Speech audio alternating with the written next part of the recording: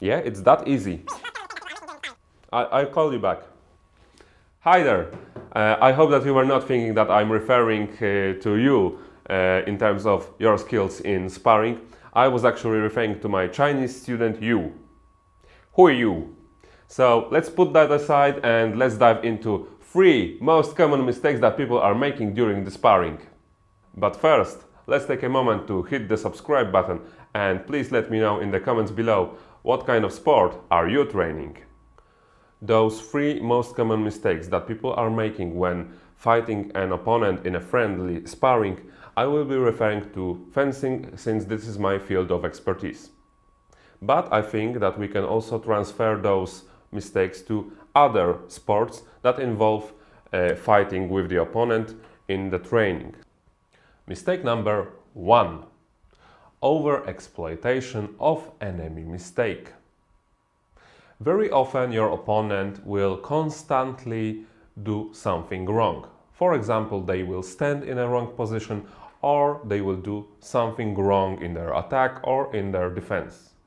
So, if you're doing only one thing over and over to beat your opponent, then you are doing it wrong, because the main goal of the friendly sparring is not to win with your opponent, because for that you have tournaments, but the main goal of sparring is to use your opponent so that you can perform better a technique that you already know. So if you're hitting your opponent constantly, for example, on the forearm, because that's the part that the beginners have mostly exposed on the beginning, on the start of their fencing journey, then you're not training a variety of other techniques that you could use in a sparring.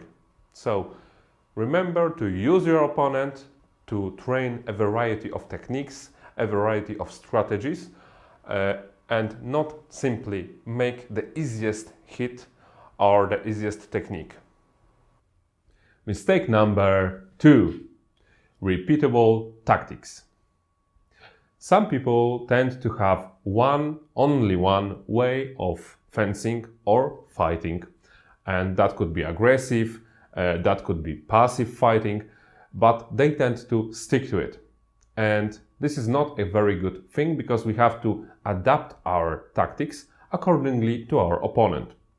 For example, if I'm a very aggressive person on each of my opponents, that might work with an intermediate fencer or advanced fencer, but very often a beginner will be afraid of me, and what they might do is something that may cause a double hit. So I'm a very aggressive person and I'm fighting against a person that is not very sure of their skills, and they are very frightened of my attack. So what they can do? They will very often just straight their arms, close their eyes and hope for the best. So I have to change my tactics accordingly to my opponent. If I see something who is very aggressive, then an aggressive opponent might be something he's not expecting. If I'm fighting a very beginner who is very afraid of me, then I will tend to ease the fight so that they will be sure of their skill, they will not be afraid of attacking, and then I will just simply do parry and riposte. So keep in mind that you cannot simply use one tactics against every opponent. If you will use one tactics against every opponent, then you will be very predictable. And being predictable in a fight is not something that you want to have. Mistake number 3. Repeatable opponents.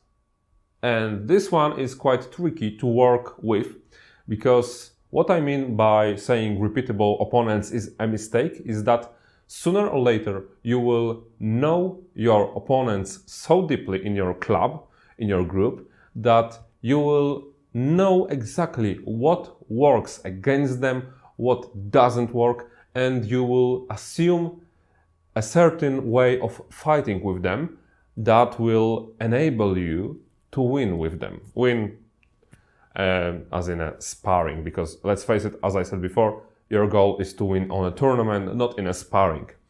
And because you know your opponents, you will do certain things over and over again, and this goes into a loop. So every now and then try to fight with people that you don't know. For example, travel to a different city or fight with people from some other groups, so that you will not be fighting a person that you know.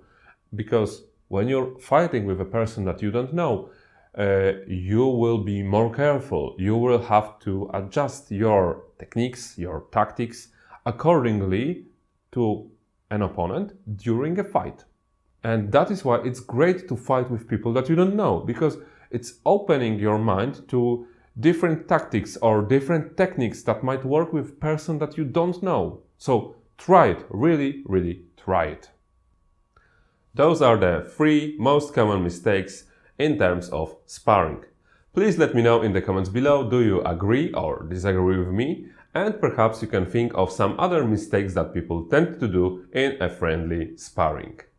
I hope that you will remember to hit the subscribe button and like the video, and see you soon on another episode regarding crafting some weapon or perhaps some more fencing tips and tricks. That is all for today. See you soon. Bye!